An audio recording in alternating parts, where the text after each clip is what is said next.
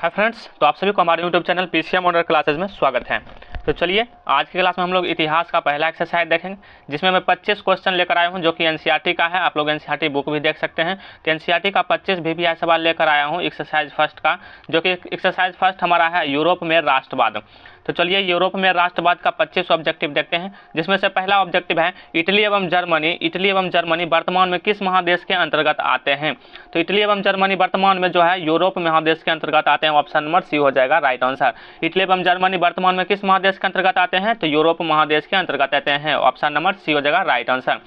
चलिए अब इसका दूसरा सवाल देखते हैं, जिसमें कहा कि फ्रांस में किस शासक वंश की पुनर्स्थापना वियना कांग्रेस के द्वारा की गई थी। तो फ्रांस में जो किया गया था वो था हमारा बूर्बो वंश। ऑप्शन नंबर सी हो जाएगा राइट आंसर। फ्रांस में किस शासक वंश की पुनर्स्थापना वियना कांग्रेस के द्वारा की गई थी, बूर्बो वंश। ऑप्शन नंबर सी हो जाएगा हमारा राइट आंसर। चलिए अब तीसरा सवाल देखते हैं, जिसमें कहा कि मेजनी का संबंध किस संगठन से था। मेजनी का संबंध किस संगठन से था, मेजनी का संबंध कार्बोनेडी संगठन से था। ऑप्शन नंबर बी हो जाएगा राइट आंसर। चलिए अब सवाल नंबर 4 देखते हैं, जिसमें कहा इटली एवं जर्मनी के एकीकरण के विरुद्ध, मतलब जो एक किया जाता था जर्मनी का और इटली का, तो जर्मनी एवं इटली के एकीकरण के विरुद्ध कौन था। इनमें से जो ऑप्शन दिया इनमें से कौन था। तो जर्मनी एवं इटली के एकीकरण के विरुद्ध जो था वो था ऑस्ट्रिया था हमारा। ऑप्शन नंबर सी हो जाएगा राइट आंसर ऑस्ट्रिया। जर्मनी एवं इटली के एकीकरण के विरुद्ध कौन था, ऑस्ट्रिया था। ये सभी VVI ऑब्जेक्टिव है। एक्सरसाइज फर्स्ट का 25 में से बाहर नहीं आएगा, इसलिए आप लोग 25 ऑब्जेक्टिव कवर कर लीजिए। एक्सरसाइज फर्स्ट कंप्लीट हो जाएगा, अगला दिन मैं एक्सरसाइज सेकंड लेकर आऊंगा। तो चलिए देखते हैं अब अगला सवाल, जिसमें कह रहा है कि काउंट काबूर को विक्टर इमैनुअल ने किस पद पर नियुक्त किया था। तो काउंट काबूर को विक्टर इमैनुअल ने प्रधानमंत्री के पद पर नियुक्त किया था। ऑप्शन नंबर सी हो जाएगा हमारा राइट आंसर। तो काउंट काबूर को विक्टर इमैनुअल ने किस पद पर नियुक्त किया था, तो प्रधानमंत्री के पद पर नियुक्त किया था। चलिए अब सवाल नंबर 6 देखते हैं, जिसमें कह रहा है कि गैरिबाल्डी पेशे से क्या था। तो गैरिबाल्डी जो पेशे था वो क्या था, वो नाविक था। ऑप्शन नंबर डी हो जाएगा। बहुत बार पूछा भी गया, ये VVI ऑब्जेक्टिव है, तो बहुत बार एग्जाम में आया है। तो ऑप्शन नंबर डी हो जाएगा राइट आंसर। गैरिबाल्डी पेशे से क्या था, नाविक था। चलिए अब 7वां सवाल देखते हैं, जर्मन राइन राज्य का निर्माण किसने किया था। तो जर्मन राइन राज्य का निर्माण नेपोलियन बोनापार्ट ने किया था।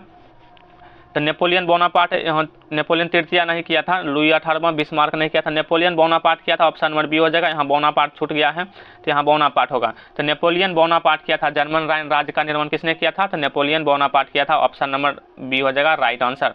तो चलिए अब देखते हैं सवाल नंबर 8वां, जिसमें कहा कि जालबेरिन एक संस्था थी। मतलब जालबेरिन किसकी संस्था थी, तो वो जो था जालबेरिन एक संस्था थी किसकी, तो व्यापारियों की। ऑप्शन नंबर बी हो जाएगा राइट आंसर। जालबेरिन एक संस्था थी व्यापारियों की।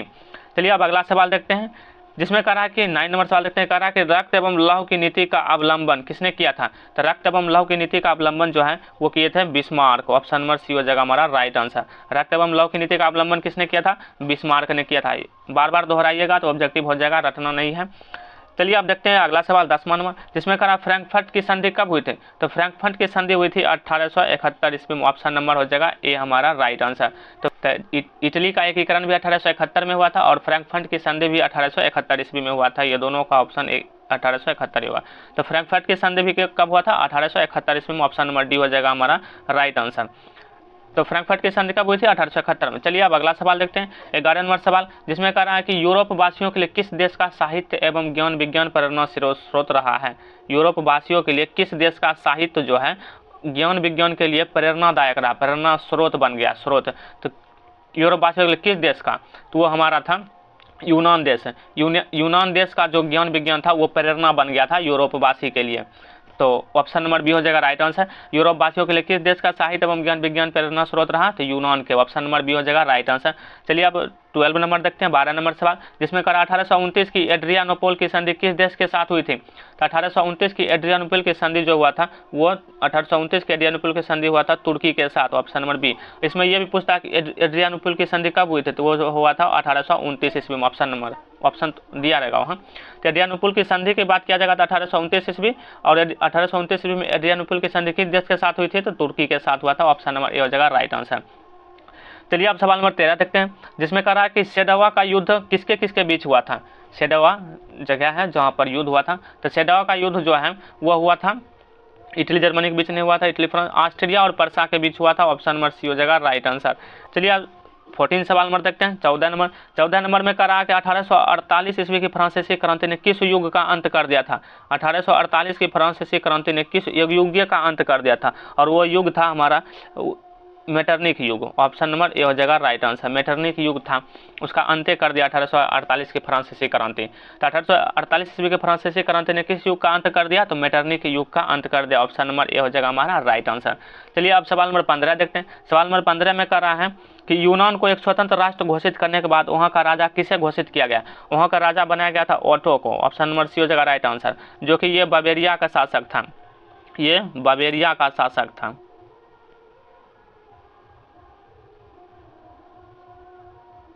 तो ये ओटो जो है, ये बावेरिया का शासक था। तो इन्हीं को जो है यूनान जब स्वतंत्र हुआ तब वहाँ का राजा जो है ओटो ये को इसी को घोषित कर दिया गया था, जो कि ये बावेरिया का शासक था। तो बावेरिया का शासक रहते पर यूनान को स्वतंत्र राष्ट्र का राजा इसे बना दिया गया, ओटो को। तो यूनान को एक स्वतंत्र राष्ट्र घोषित करने के बाद वहाँ का राजा किसे घोषित किया गया? ओटो को। ऑप्शन नंबर सी हो जाएगा हमारा राइट आंसर। तो चलिए अब देखते हैं अगला सवाल, जिसमें करा 16 नंबर सवाल करा हंगरी की राजधानी क्या था?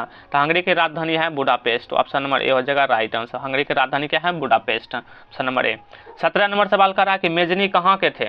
तो मेजनी मतलब जो आए थे वो जो योजना बनाते थे, तो मेजनी कहाँ के थे? तो मेजनी इटली के थे। ऑप्शन नंबर ए हो जाएगा राइट आंसर। मेजनी कहाँ के थे? तो मेजनी कहाँ के थे? तो मेजनी इटली के थे। चलिए अब अगला देखते हैं। 18 नंबर करा हीगेल एक क्या था? मतलब राजनीतिक था कि दार्शनिक था कि दोनों था कि इनमें से कोई नहीं था?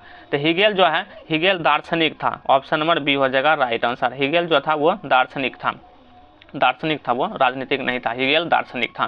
तो ऑप्शन नंबर बी हो जाएगा राइट आंसर। 18 का ऑप्शन नंबर बी हो जाएगा राइट आंसर। चलिए अब सवाल नंबर 19 देखते हैं, जिसमें कहा वियना सम्मेलन कब हुआ था? तो वियना सम्मेलन जो है वो हुआ था 1815 ईस्वी में। ऑप्शन नंबर डी हो जाएगा राइट आंसर। तो वियना सम्मेलन कब हुआ था? तो 1815 ईस्वी में। ईस्वी वाला बार बार सुनिए, इसको देखिए तभी ये याद होगा, नहीं तो ईस्वी वाला याद होने के बाद भी भूल जाइएगा। तो वियना सम्मेलन कब हुआ था? 1815 ईस्वी में। ऑप्शन नंबर डी हो जाएगा राइट आंसर। अब आता है 20 नंबर सवाल, जिसमें करा मेटरनिक युग का पतन, यानी कि पतन मतलब हो गया खत्म होना है। तो मेटरनिक युग का पतन कब हुआ था? तो मेटरनिक युग का पतन जो हुआ था वो हुआ था 1848 ईस्वी में। ऑप्शन नंबर सी हो जाएगा राइट आंसर। मेटरनिक युग का पतन 1848 ईस्वी में हुआ था। एक ऑब्जेक्टिव पीछे भी मैंने बताया था कि 1848 ईस्वी की फ्रांसीसी क्रांति ने किस युग का अंत कर दिया था? मैंने एक ऑब्जेक्टिव बताया था, ये रहा ऑब्जेक्टिव, जिसमें बताया था मैंने 1848 की फ्रांसीसी क्रांति ने किस युग का अंत कर दिया था? तो मेटरनिक युग का। और इसी का ये ऑब्जेक्टिव है कि मेटरनिक युग का पतन कब हुआ था? 1848 ईस्वी में। ऑब्जेक्टिव बन जाता है, इस भी पूछ देता है इसमें। तो चलिए ये रहा सवाल नंबर 20, मेटरनिक युग का पतन कब हुआ था? 1848 ईस्वी में, याद रखिएगा आप लोग।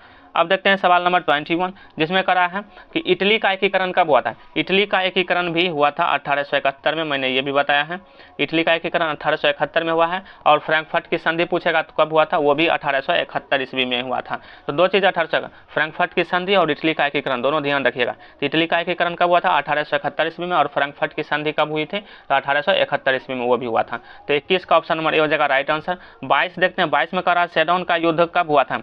तो सेडोन का जो युद्ध हुआ था वो हुआ था 1870 ईस्वी में। ऑप्शन नंबर बी हो जाएगा हमारा राइट आंसर, 1870 ईस्वी में।